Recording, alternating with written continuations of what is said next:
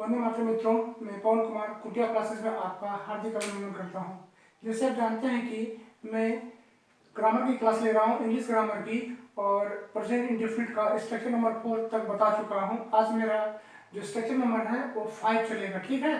तो पूरा इंग्लिश के साथ साथ हिंदी भी बताऊंगा, जो आपको समझने में भी बहुत मदद मिलेगी।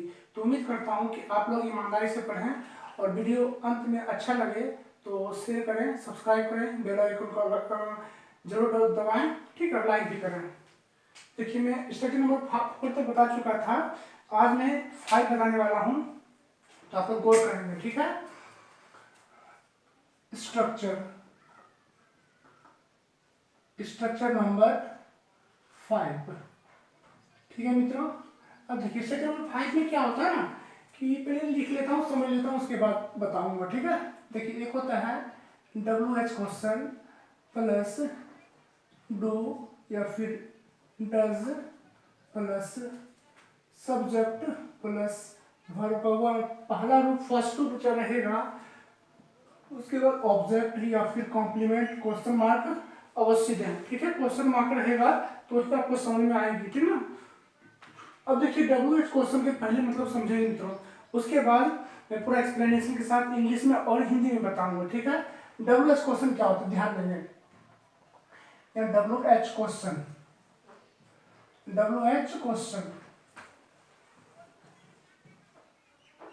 QUESTION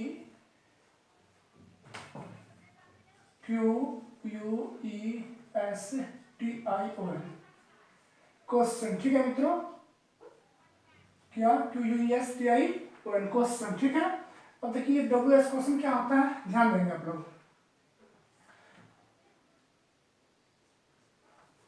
मित्रों ध्यान देंगे, WH क्वेश्चन में क्या होता है।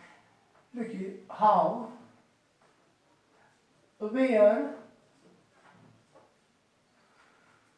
whom, ध्यान देंगे मित्रों, क्योंकि WH क्वेश्चन अगर ये समझ में नहीं आई तो कोशिश भी कर लेंगे तो भी नहीं समझ में आएगा, तो बना भी नहीं पाएंगे। क्योंकि ये अगर समझ में आ गया तो उम्मीद करेंगे कि आप बना लेंगे, ठीक। हाउ, वेयर, whom, which, ठीक है। फिर देखिए, when, फिर है what, और उसके बाद who, ठीक है मित्रों। How, where, whom, which, when, what, एक और आ जाता है मित्रों whose, क्या आता है whose, ठीक है। ये सब वर्ड्स से ही WH क्वेश्चन बनाए जाते हैं, चाहे स्ट्रक्चर नंबर 5 पढ़ लें, 6 पढ़ लें, 7 पढ़ लें, 8 पढ़ लें, 9 पढ़ लें, 10 पढ़ लें। मैं स्ट्रक्चर नंबर 10 तक पढ़ाऊंगा, चाहे प्रेजेंट इंडेफिनिट का चारों पार्ट्स हो, प्रेजेंट टेंस का 4 पार्ट्स हो, पास्ट टेंस का 4 पार्ट्स हो, या फिर फ्यूचर का 4 पार्ट्स हो। मैं 10-10 स्ट्रक्चर बताऊंगा, जो समझने में भी, इंग्लिश से हिंदी करने में और हिंदी से इंग्लिश करने में भी कोई समस्या नहीं होगी, ठीक है। देखिए, हाउ मीन्स क्या होता है। हाउ मीन्स होता है कैसे, ठीक है, या फिर कैसा, या फिर कैसी, ठीक है। वेयर मीन्स क्या क्या होता है मित्रों, कहां या फिर किधर। होम मीन्स क्या होता है, किसको। विच मीन्स क्या होता है, विच मीन्स होता है कौन, शी, कौन सी, या से, या फिर शा, ठीक है। या फिर एक होता है किस, ठीक ना। विच मीन्स, व्हेन मीन्स क्या होता है, कब, व्हेन मीन्स कब। व्हाट मीन्स क्या होता है, क्या। हु मीन्स क्या होता है, कौन, या फिर किसने, या फिर किन्होंने, ठीक है मित्रों। क्या होता है, किसने, कौन, किन्होंने। हुज मीन्स क्या होता है, हुज मीन्स होता है किसका, किसकी, क्या होता है मित्रों, किसका, किसकी, या फिर किसके,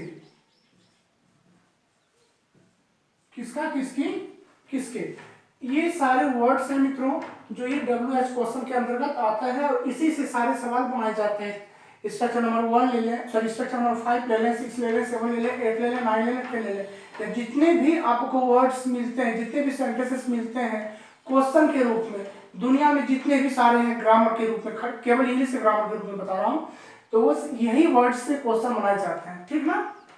या फिर एक यस नो क्वेश्चन होते हैं जो मैं पढ़ा चुका हूँ, यानी हेल्पिंग वर्ब पहले लगता है तो उसको हम लोग यस नो क्वेश्चन कहते हैं, इंट्रोगेटिव भी कहते हैं। ये भी एक इंट्रोगेटिव ही क्वेश्चन है, ठीक है। तो यहाँ ध्यान देंगे इसके अनुसार कैसे बनाते हैं। देखिए एग्जांपल में देखिए,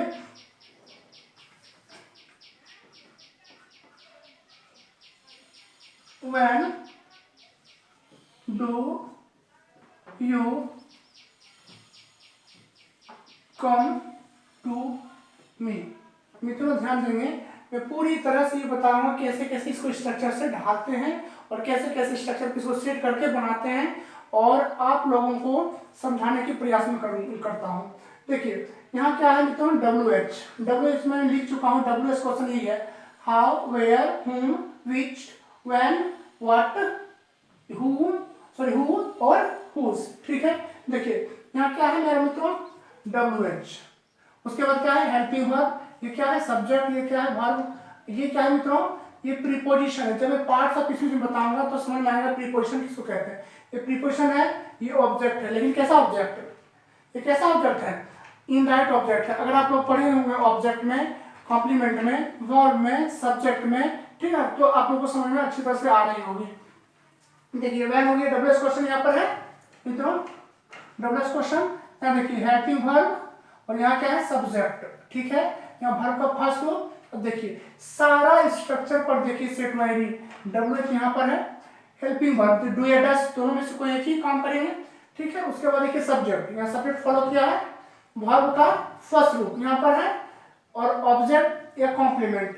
आप जानते हैं कि सब्जेक्ट वर्ब के बाद, सब्जेक्ट और वर्ब के बाद सेंटेंस में जितने भी वर्ड्स होते हैं वो सारे के सारे कॉम्प्लीमेंट हैं, लेकिन उसके भी कुछ अलग अलग पार्ट्स होते हैं। जैसे सब्जेक्ट के बाद हेल्पिंग वर्ब स्ट्रक्चर नंबर 1 के बाद से लग गया हो तो सब्जेक्ट के बाद हेल्पिंग वर्ब प्लस उसके अनुसार वर्ब लगेगा, ठीक है। उसके बाद ऑब्जेक्ट आ सकता है, अगर ऑब्जेक्ट नहीं है तो कॉम्प्लीमेंट, सारे के सारे कॉम्प्लीमेंट। लेकिन अगर ऑब्जेक्ट आ गया हो तो ऑब्जेक्ट के बाद जितने भी वर्ड्स हैं सारे के सारे कॉम्प्लीमेंट कहलाते हैं।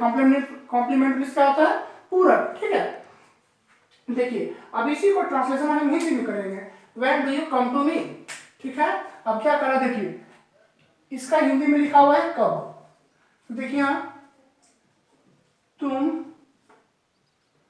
मेरे पास, तुम मेरे पास कब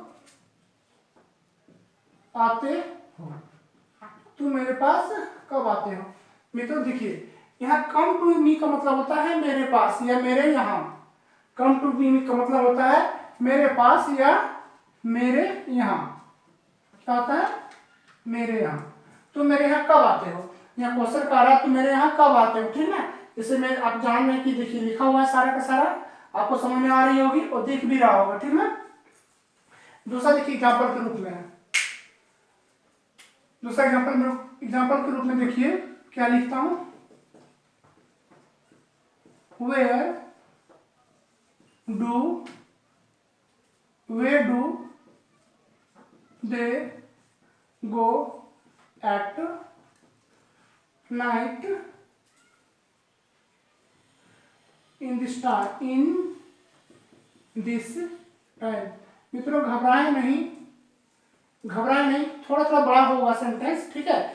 अगर समझ में आ रही होगी तो ठीक है, कमेंट करें कि समझ में आ रही है। अगर समझ में नहीं आ रही है तो कोई दिक्कत नहीं, स्क्रीनशॉट ले सकते हैं और मैं वीडियो डालने की कोशिश करता हूँ, पूरा डिटेल में बताने की कोशिश करता हूँ, जो देख रहे हैं उनके लिए आसानी से समझ में आ जाए, ठीक है।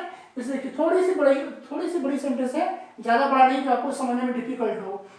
Where do they go at night in this time, इसमें सेंटेंस में क्या करा देखिए मित्रों, ये क्या है मेरा, देखिए यहाँ पे क्या है, एक WH आप देख चुके हैं, ये WH वर्ड है, ये देखिए हेल्पिंग वर्ब है, फिर ये सब्जेक्ट है मित्रों और ये वर्ब का फर्स्ट रूप है, ये प्रीपोजिशन है।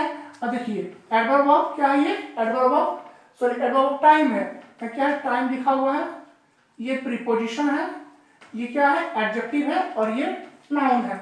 अब एडजेक्टिव और नाउन कैसे कैसे हुआ, जब हम लोग पार्ट्स ऑफ स्पीच के बारे में चर्चा करेंगे तो उसमें समझ में आएगा कि किसको कहते हैं adverb of place, adverb of time, adjective क्या है, एडवर्ब क्या है, वर्ब क्या है, प्रीपोजिशन क्या है, कंजंक्शन क्या है, इंटरजेक्शन क्या है, नाउन क्या है, प्रोनाउन क्या है। पूरी तरह से इंग्लिश के साथ साथ हिंदी में भी बताऊंगा, जो ग्रामर आप सीख सकते हैं। ठीक है, देखिए सारे के सारे क्या है, एडजेक्टिव इसको कहेंगे, और ये नाउन हो गया। लेकिन अभी सबको आपको ध्यान नहीं देना, अभी आपको सेंटेंस केवल पढ़ना है, इसका हिंदी में चर्चा करेंगे। ठीक है मित्रों, ठीक है, अभी सब की चर्चा नहीं करना आपको, मैं लिख दिया हूं कि सेंटेंस में ये सब वर्ड को क्या कहेंगे, तो ये सब अभी ध्यान आपको देना नहीं है, आपको इसका हिंदी बताना है। जब पढ़ाऊंगा तो समझाएंगे, उस समय जब आप सेंटेंस को देखेंगे या फिर कॉपी में अगर नोट करके रखेंगे, तो जब खोलेंगे तो मैं बताऊंगा एडजेक्टिव नाउन के बारे में जब बताऊंगा, तो आप खोल के जब देखेंगे तब समझ में आएगा कि ये एडजेक्टिव कैसे हुआ था और ये टाइम नाउन कैसे बना था। ठीक है, अभी फिलहाल इसको हिंदी में जो कर रहा हूँ ट्रांसलेशन, उस पर आप ध्यान देंगे। Where do they go at night in this time? इसका मतलब ये हुआ, वे लोग इस समय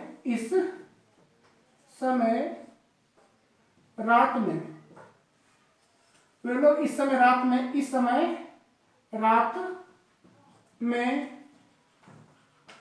कहाँ जाते हैं। ठीक है मित्रों, क्या कह रहा है, वे लोग रात में इस समय कहाँ जाते हैं, या फिर वे लोग इस समय रात में कहाँ जाते हैं। अब देखिए ये आप इस तरफ भी कर सकते हैं और ये इस तरफ भी कर सकते हैं, लेकिन उम्मीद करता हूं कि इस रात को इधर रख दें, वे लोग रात में इस समय कहाँ जाते हैं, तो ऐसे करता हूं, वे लोग रात में इस समय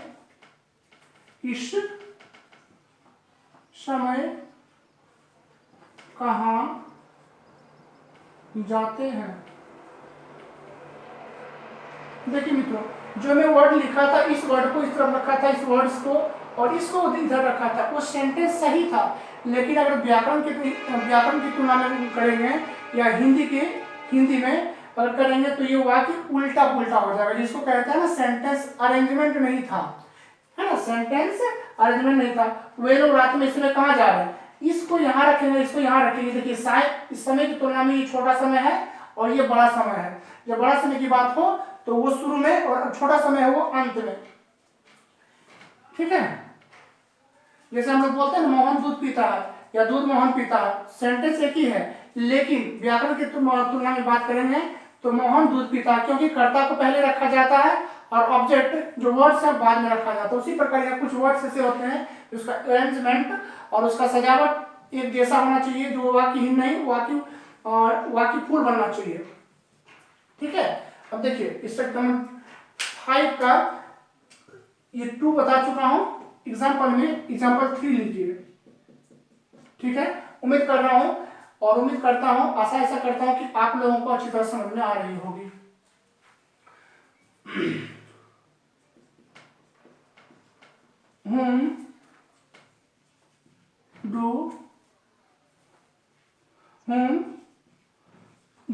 दो से बताया हूं, एक डज से बता देता हूं। Does she give a flower, question क्या करा मित्रों, देखिए ये क्या है, ये WH क्वेश्चन है, ये क्या है, हेल्पिंग वर्ब है, यह क्या है, सब्जेक्ट है, ये क्या है, वर्ब का फर्स्ट ग्रुप है, ये आर्टिकल है, और ये क्या है मित्रों, ऑब्जेक्ट है। लेकिन कैसा object, direct object. Direct object कैसे हुआ, क्योंकि अगर आप सवाल याद रखिए, अगर ऑब्जेक्ट आप पढ़े होंगे जो मैं पढ़ा चुका हूं, तो आपको याद होगा कि ऑब्जेक्ट को कैसे फाइंड आउट करते हैं, क्वेश्चन किससे करते हैं। जैसे बता चुका हूं कि अगर क्वेश्चन व्हाट से करेंगे, मेन वर्ब से, अगर क्वेश्चन आप व्हाट से करेंगे, है ना, मेन वर्ब से व्हाट गिव, तो पता लगेगा कि फ्लावर गिव क्या दे रही है या क्या देती है, तो फ्लावर देती है। तो ये हो गया डाइट ऑब्जेक्ट, ठीक है ना, ये क्या हो जाएगा, डाइट ऑब्जेक्ट। अब देखिए सारे के सारे लिखा हुआ है, अब आंसर में क्या आएगा, देखिए ट्रांसलेशन में क्या आएगा, वह फूल, वह फूल किसको देती है, देती है, वह फूल किसको देती है। मित्रों अब ध्यान देंगे इसको, वह फूल किसको देती है। देखिए उम्मीद करता हूं कि आप लोगों को ये अच्छी तरह समझ में आ रही होगी। देखिए whom does she give a flower, वह फूल किसको देती है, ठीक है, यह सेंटेंस। और स्ट्रक्चर नंबर 5 अब पूरा होता है। अब मैं इसमें आपको 5 से 7 सेंटेंसेस होमवर्क के रूप में दे देता हूं, और उसको बनाने का प्रयास करेंगे। मित्रों ईमानदारी से पढ़ेंगे तो उम्मीद करिए कि आप लोगों को अच्छी तरह से समझ में आ जाएगी, ठीक है, क्योंकि पूरा डिटेल में कोशिश करता हूं कि आप लोगों को समझ में आ जाए और बताने के प्रयास में रहता हूं। होमवर्क के रूप में देखिए आप ये सेंटेंस लिखिए,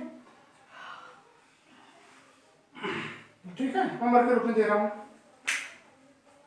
मैं दूंगा हिंदी में, आपको बनाना है इंग्लिश में, क्योंकि अभी अगर इंग्लिश में दे दूंगा तो हो सकता है कि अगर अच्छी तरह से आपको समझ में नहीं आ रही है, बनाने में परेशानी हो सकती है।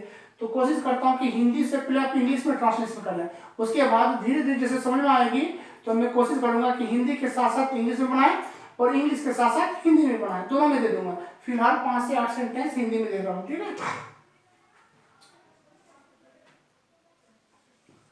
आप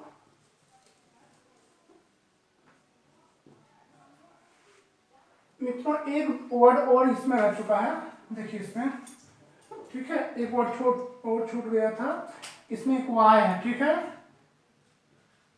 वाई, वाई का अर्थ होता है क्यों, वाई का अर्थ क्या होता है, क्यों, ठीक है मित्रों।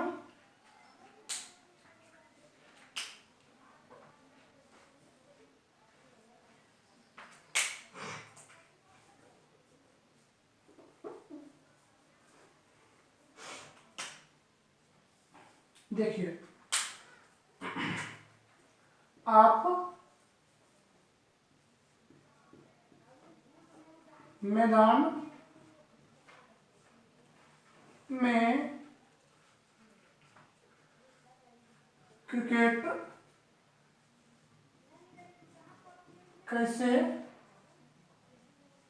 खेलते हैं। मित्रों देखिए मेरा 5 से 7 सेंटेंसेस रहेगा आपके होमवर्क के लिए, ठीक है, आपके लिए जो होमवर्क के रूप में बनाना है, और आपको कोशिश करते रहना है, ठीक है, और ये कोशिश करना है कि मुझसे बने, क्योंकि मैं जिस तरह से बता रहा हूं तो उम्मीद यही करता हूं कि आपको अच्छी तरह से समझ में आ रही होगी। 2 नंबर का रहेगा,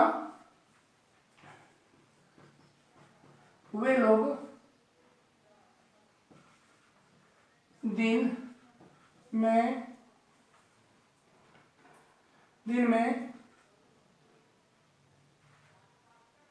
वे लोग दिन में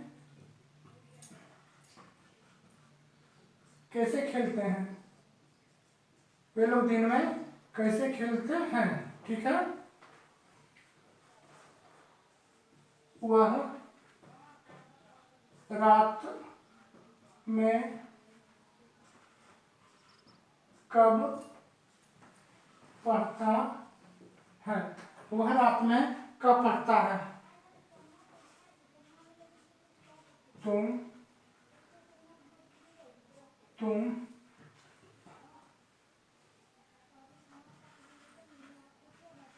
स्कूल क्यों जाते हो, तुम स्कूल क्यों जाते हो, आपके पापा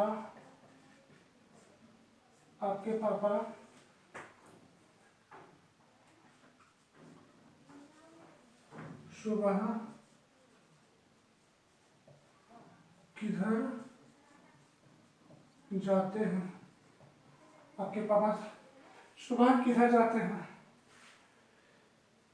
अच्छा 3, ये 5 सेंटेंस मेरा हो चुका मित्रों, ठीक है, 1 2 3 4 5 5 सेंटेंसेस आपके होमवर्क के रूप में रहेगा मित्रों।